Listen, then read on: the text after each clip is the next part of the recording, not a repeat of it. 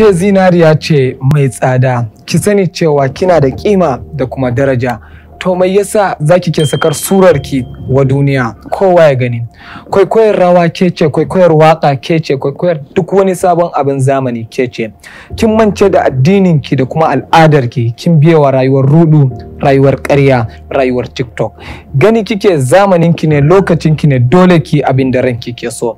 Ya ke yar uwata mai daraja, kada ki ce zaki rayuwa don burge wasu.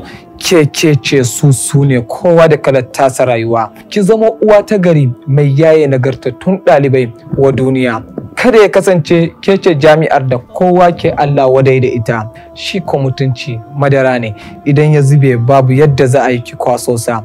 Matukar ba za ki yada alkhairi ba, to kyale sharri a mazauninsa. Sa'annan kada ki manta da faɗarsa madaukakin sarki, tilka darul akhirah naj'aluha lil ladzina la yuriduna 'uluwan fil ardi wala fasada wal 'aqibatu lil muttaqin.